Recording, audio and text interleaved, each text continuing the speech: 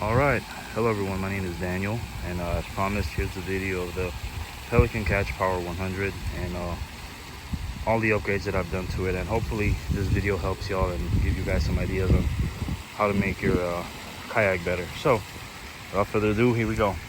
So let's start up at the bow of this boat. So if you can see, I did install some navigation lights. So most of my fishing is at nighttime. I like going in the evening.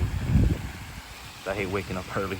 So out here under the battery compartment, we have this heavy ass AGM battery from Bass Pro Shop, which I'm very sorry that I bought. I paid like $250 for it. I wish I knew Amazon had lithium batteries. I could have bought lithium battery, but if you're gonna buy a battery, you can go to Amazon, buy a battery for $250. It's much lighter, it's 20 pounds. This battery's 50, and it's hell carrying it around.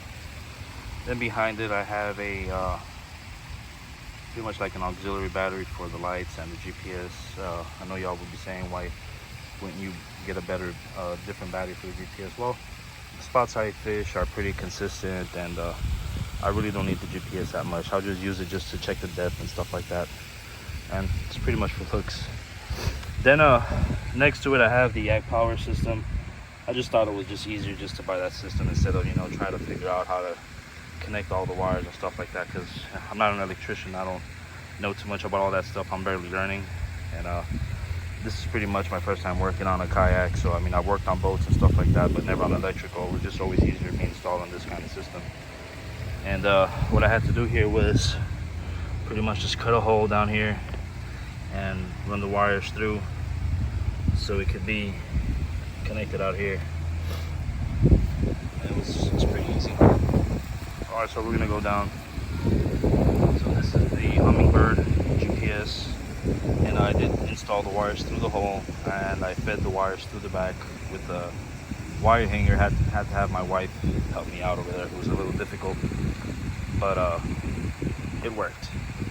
And right next to it, we have the Yak Attack paddle holder and an assassin paddle. And then right next to it is the man of the hour, the Pelican MH10 rudder lever. So it's $40 on the website. It's not always available, but you have to keep checking. I guess put in your email, and then they'll send you an email, let you know when it's available. And I mean, as soon as it's available, I recommend you buy it right away. Don't hesitate, or just leave it in the cart, because I mean, it took me a month just to get this deal right there, but it's definitely worth it. Don't pay attention to the I guess the ratings and stuff like that. Some people get mad. Sometimes these things do break, and when they're on the way from the mail or whatever. But I mean, like I said, it's worth it. It's only $40. It's better than paying 80 or $100 on a different kind of system. Now moving forward, this is the Yak Attack system. So I mean, it's pretty easy. You just turn your power on, and then you just turn on wherever you installed like your GPS on on one, or the bow, which is going to be the navigation light. So it's pretty self-explanatory.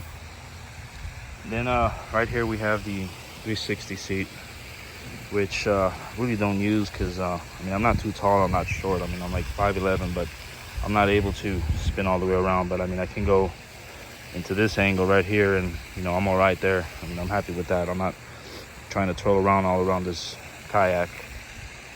And I've added this lifesaver. Pretty much gives you like a 2-inch lift, and it's a bit more comfortable when you sit in it. So now the trolling motor head right here, what I've done was I've eliminated the head off of that part of the trolling motor, and I've installed it here with some ram mounts, as you can see. And I rerouted all the wires. So they were coming from the top, and then I had to run them in the bottom, and then just make the holes bigger. They're already there, just make them a little bigger. Then run them from the bottom, and then right there. And then the power cables are right here. You can't take this out. It's pretty hard. So I mean, you don't need to pull it out. All you have to do is just leave it down there. This wire, you don't have to mess with it. All you would have to reroute is these two wires. Just route them from the bottom. That's about it. So that's pretty much the setup you're gonna need. It's the 1-inch ram ball, the connector right here, and then another 1-inch with the platform, and some nuts, washers, and it ain't going anywhere. So and then on the top here, what I like about this Endura 55 is that it tells you how much power you have, so I don't have to like freak out or buy any other external kind of power monitors and stuff like that. So anyways, moving on to the next thing that I have upgraded is this power pole mount, I guess if you want to call it. So what you would do is you would get your power pole or any kind of pole like that, and you would just insert it in that hole and just anchor yourself if you're like in shallow water. And I found this very useful. I hate using anchors because they get so dirty and you got to bring it overboard, and I hate messy things, so I just rather use that. Plus all my fishing is mostly shallow, so if I was to go in heavier water, well, I'll just use the trolling motor. It's kind of harder, but eventually I'm going to upgrade to the autopilot, which I'm going to do on this boat once I'm done measuring and doing all that stuff, which is going to be another great video. Now moving on to the back, this kayak cart is that Sea Tug. I don't remember the brand of it. It's crap. I wouldn't recommend it to anyone. It just doesn't fit the boat. I even installed some tubing in the bottom to try to make it fit. It's still not working, so it kind of keeps falling off and it's annoying. So I was thinking about putting some noodles and wrapping them around the bar over there on the tubing that I put there. And maybe a little work better, but right now I'm really hating it, and it's expensive. I paid like 160 bucks for this crap. Not happy with it at all. Alright, so here's the star moment, man of the hour. Second man of the hour is the steering system here. So I didn't cut it. I didn't want to do that. I didn't see it necessary. I know a lot of people do it, but I just really didn't want to do it. So I've got the steering system here off of Amazon, and I will post everything that I bought in the description, so y'all know where to get everything. Now a lot of people don't give you a lot of description. They don't tell you how to do things properly. They just go on and just do things and expect you to know how to do it, and that kind of it's aggravating. So anyways, I found out I had a hard time with these cables because they kept slipping through the plastic cable holders. So I bought some on Amazon. So I bought some metal ones, and I added them.